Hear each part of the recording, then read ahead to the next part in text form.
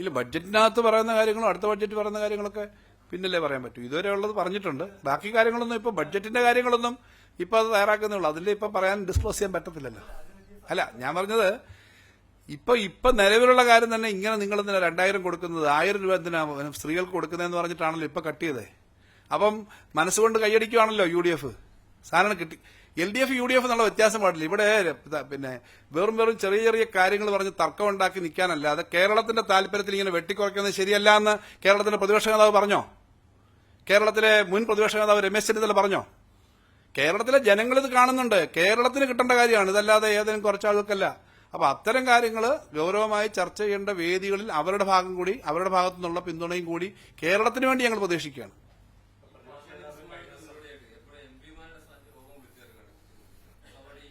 ഈ വിഷയങ്ങളൊക്കെ അവിടെ അവർക്ക് കൊടുത്തതിനകത്ത് പറഞ്ഞിട്ടുണ്ട്. രസകരമാണ് അവർ ചോദിക്കുന്ന കാര്യം. ഇപ്പം അതിദാരിദ്ര്യ നിർമ്മാർജ്ജനത്തെ പറ്റിയുള്ള ചോദ്യം സാധാരണഗതിയിൽ നല്ലൊരു കാര്യം, അതിദാരിദ്ര്യ നിർമ്മാർജ്ജനം. പക്ഷെ അവിടെ ചോദിച്ചെന്താ, ഈ അതിദാരിദ്ര്യ നിർമ്മാർജ്ജനം വന്നു കഴിഞ്ഞാൽ പിന്നെ ഇവിടെ റേഷൻ കൊടുക്കണോ കൊടുക്കാതിരിക്കണേ എന്ന തരത്തിലുള്ള ചോദ്യം. ലീഡിംഗ് ക്വസ്റ്റ്യൻസാ. ഉള്ള റേഷൻ കൂടെ കഞ്ഞി പാറ്റ ഇടുക എന്ന് പറയുന്ന പോലെ, കഞ്ഞിയിൽ മണ്ണുവാരി ഇടുക എന്ന് പറയുന്ന പോലെ അത് കൊടുക്കണമെന്ന് അറിയത്തില്ല ചോദ്യം. അങ്ങനെ ചോദിക്കുന്ന ആളുകളാണ് നമ്മുടെ ഇവിടുത്തെ കേരളത്തിൽ നിന്നുള്ള MP വരെ. എന്താണ് അവരെ നയിക്കുന്ന വികാരം എന്ന് എനിക്കറിഞ്ഞില്ല. കേരളത്തിൽ അതിദാരിദ്ര്യമൊക്കെ നിർമ്മാർജ്ജനം ചെയ്തു എന്ന് പറഞ്ഞു, അതുകൊണ്ട് ഇനിമേൽ കേരളത്തിന് റേഷൻ കൊടുക്കുവോ എന്ന് പറഞ്ഞാൽ it's A leading question. Ration കൊടുക്കണ്ട കേട്ടോ, ഒരു ഉപദേശ. ഇതാണ് MP പലപ്പോഴും ചെയ്യുന്നത്. ഇത് കേരളത്തിന്റെ താല്പര്യത്തിന് അനുകൂലമല്ല.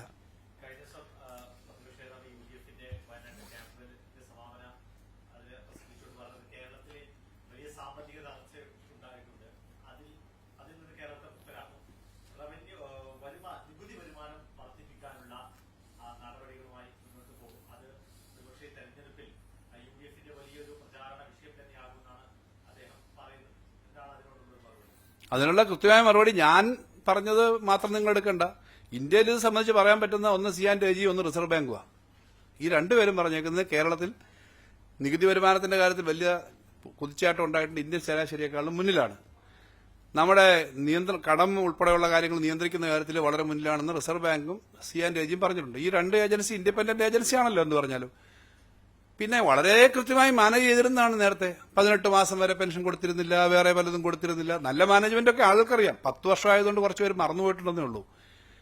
ഇത് നിരന്തരമായി അവർ പറയും ശമ്പളം കൊടുക്കാൻ പോകുന്നില്ല, ശമ്പളം കൊടുക്കില്ല കേരളത്തിൽ എന്ന് പറഞ്ഞുകൊണ്ടിരിക്കുകയായിരുന്നല്ലോ. ഞാൻ ധനകാര്യമന്ത്രിയായ ആദ്യ വർഷം തൊട്ട്, ഈ രണ്ടാം ഗവൺമെന്റ് ആദ്യം തൊട്ട് പറഞ്ഞുകൊണ്ടിരുന്നത് ശമ്പളം കൊടുക്കാൻ പോകുന്നില്ല, മറ്റു കാര്യങ്ങൾ കൊടുക്കാൻ പോകുന്നില്ലെന്നാണ്.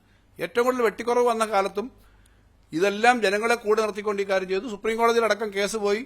ഇന്ത്യയിലെ BJP ഗവൺമെന്റിനെതിരെ ഇത്രയും ശക്തമായ നിലപാടെടുത്തിട്ട് ഒരൊറ്റ സംസ്ഥാന ഗവൺമെന്റേ ഉള്ളൂ. ആ ഗവൺമെന്റിന്റെ മുഖ്യമന്ത്രിയുടെ പേര് ശ്രീ പിണറായി വിജയൻ എന്നാണ്. അദ്ദേഹത്തിന്റെ നേതൃത്വത്തിലാണ് ഡൽഹി പോയി സമരം നടത്തിയത്, സുപ്രീം കോടതി കേസ് പോയത്. അപ്പോൾ BJPയുടെ നിലപാടുകൾക്ക് മുമ്പ് മുട്ടുറയ്ക്കുന്നവരല്ല ഇടതുപക്ഷം. ഭരണപരമായ കാര്യങ്ങളിൽ സഹകരിച്ചു പോവും. ഇപ്പോഴും ഞങ്ങൾ ഭരണപരമായ ഇന്ന കാര്യം കിട്ടണമെന്ന് പറയും. പക്ഷേ ഭരണഘടന, ഇന്ത്യയുടെ സുപ്രീം കോടതിയുടെ ചരിത്രത്തിൽ ഇന്ത്യൻ സെൻട്രൽ സ്റ്റേറ്റ് റിലേഷൻഷിപ്പിന്റെ കാര്യത്തിൽ ഒരു ഒറിജിനൽ സ്യൂട്ട് സുപ്രീം കോടതിക്ക് മുമ്പ് പോയി കേന്ദ്ര ഗവൺമെന്റ് നിലപാടിനെതിരെ പോയ ഒറ്റ കേസേ ഉള്ളൂ. അതിനകത്ത് ഗ്രൗണ്ട് ഉണ്ടെന്ന് കണ്ടുകൊണ്ടാണല്ലോ സുപ്രീം കോടതി അത് കോൺസ്റ്റിറ്റ്യൂഷൻ ബെഞ്ച് ഫോം ചെയ്ത് വിട്ടേക്കുന്നത്. കേസ് ഇപ്പൊ എടുത്തിട്ടില്ല. അപ്പൊ അത് ഞങ്ങൾ ചെയ്തു. ഈ കാര്യങ്ങൾ ഓരോന്നും ചെയ്തു. ഈ കാര്യങ്ങൾ ഞങ്ങൾ ചെയ്തുകൊണ്ടിരിക്കുകയാണ്. ജനങ്ങൾക്കൊപ്പം നിൽക്കുന്ന സമീപനം എടുക്കുകയാണ്. അപ്പോൾ ഇതിനകത്ത് ഇതെല്ലാം ഉണ്ടെങ്കിലും നമ്മൾ പിന്നെ കാര്യങ്ങളിൽ ജനങ്ങളുടെ ആവശ്യത്തിന് കോംപ്രമൈസ് ചെയ്യാതെ പോവാണ്. അതുകൊണ്ട് ഇവർ പറയുന്ന കാര്യങ്ങളിൽ നേരത്തെ ഞങ്ങൾ അവർ ഭരിച്ചുകൊണ്ടിരുന്ന കാര്യത്ത് എങ്ങനെയായിരുന്നൊക്കെ ജനങ്ങൾക്കറിയാം. അതൊക്കെ ജനങ്ങൾക്കറിയുന്നതാണ്, എങ്ങനെയാണ് ഈ ക്ഷേമ പദ്ധതികളെ കാണുന്നത്. അതിപ്പോ മാത്രമല്ല, EK നായനാർ ഗവൺമെന്റ് 45 രൂപ കർഷക തൊഴിലാളി പെൻഷൻ ആദ്യമായി ഇൻട്രൊഡ്യൂസ് ചെയ്യുന്ന സമയത്ത് ഇത് ഉൽപാദനക്ഷമമല്ലാത്ത കാര്യമാണ് എന്ന് പറഞ്ഞിട്ട് അന്ന് തടഞ്ഞത് നമുക്ക് വായിച്ചിട്ടുള്ളതാണല്ലോ. അന്ന് മുതൽ ഇങ്ങോട്ടാണല്ലോ. അതുകൊണ്ട് തന്നെ അവർ ഈ കാര്യത്തെയൊക്കെ കാണുന്നത് നല്ല പദ്ധതികളുണ്ട്. എന്തായാലും കേരളത്തിലെ ഇടതുപക്ഷ ജനാധിപത്യ മുന്നണി ഗവൺമെന്റ് ഇന്ത്യയിലെ മറ്റ് സംസ്ഥാനങ്ങളുടെ ഒന്നും പേര് ഞാൻ പറയുന്നില്ല. ഇന്ത്യയിലെ സംസ്ഥാനങ്ങളിൽ ഞങ്ങൾ പ്രതിപക്ഷ സംസ്ഥാനങ്ങൾ എന്നാലേ തന്നെ പറയാം. BJP ഇതിന്റെ കൂടെ വരില്ലല്ലോ. കോൺഗ്രസിന്റെ സംസ്ഥാനങ്ങളെയൊക്കെ കൂട്ടിച്ചേർത്തിട്ട് അവരുൾപ്പെടെ അവരുടെ സാമ്പത്തിക സ്ഥിതിയെപ്പറ്റി പറയട്ടെ. അവരുൾപ്പെടെ എങ്ങനെയാണ് ശ്വാസം മുട്ടിക്കുന്നത് പറയട്ടെ. നിങ്ങൾ ഓരോ സ്റ്റേറ്റിന്റെ എടുത്ത് നോക്ക്. ഹിമാചൽ പ്രദേശ് അടക്കമുള്ള സ്റ്റേറ്റിന്റെ എടുത്ത് നോക്ക്. ഏറ്റവും സമ്പന്നമായ തെലങ്കാനയിലടക്കം മുഖ്യമന്ത്രി എന്താ പറഞ്ഞേ? ശമ്പളം കൊടുക്കുന്നത് ബുദ്ധിമുട്ടായിരിക്കും എന്ന് പറഞ്ഞില്ലേ? അവിടെ പ്രശ്നം വന്നില്ലേ? നേരത്തെ ആന്ധ്ര കോൺഗ്രസ് ആയിരുന്നു, അവിടെ വന്നില്ലേ? അപ്പൊ ഏറ്റവും സമ്പന്നമായ തെലങ്കാന പോലെയുള്ള സംസ്ഥാനങ്ങളിൽ പോലും ഈ നയങ്ങൾ കാരണം ബുദ്ധിമുട്ടുന്നതിനെതിരെ ഞങ്ങൾ അത്തരം കാര്യങ്ങളിൽ ഒരു കോമൺ പ്ലാറ്റ്ഫോം തന്നെയാണ്. ഒരു സ്റ്റേറ്റിനും, അത് UP ആയിക്കോട്ടെ, ബീഹാർ ആയിക്കോട്ടെ, സ്റ്റേറ്റുകളുടെ ഫിനാൻഷ്യൽ കപ്പാസിറ്റിയെ ബാധിക്കരുത്. അതുകൊണ്ട് ജനങ്ങൾക്കറിയാം ആ സ്റ്റേറ്റുകളും ഇത്തരം കാര്യങ്ങൾ സഹകരിക്കുന്നതാണ്. അവരിങ്ങനെ കൊണ്ടുവരുന്ന പറഞ്ഞാൽ ഈ കേരളത്തിനകത്ത് പരമാവധി ഇപ്പൊ കുഴപ്പം വന്നോട്ടെ എന്ന് വിചാരിക്കുന്ന സമീപനം അല്ല വേണ്ടത്. ഇനിയിപ്പോ ചെയ്യാൻ അവർ പറയുന്നുണ്ട് കേരളത്തിലെ ഫിസിക്കൽ മാനേജ്മെന്റിനെ പറ്റി പറയുമ്പോൾ. അതുകൊണ്ടാണ് അവർക്ക് കൂടി മനസ്സിലാകാൻ വേണ്ടിയിട്ടാണ് ഞാൻ റിസർവ് ബാങ്കിന്റെയും CNTG-യുടെയും അത് 10 വർഷക്കാലത്തെ കണക്ക് CNTG-യുടെ കണക്കാണ്, റിസർവ് ബാങ്കിന്റെ കണക്കാണ്. അപ്പൊ ഇത് എങ്കിലും അവർ കണ്ടു മനസ്സിലാക്കുമെന്ന് ഞാൻ വിചാരിക്കുന്നു.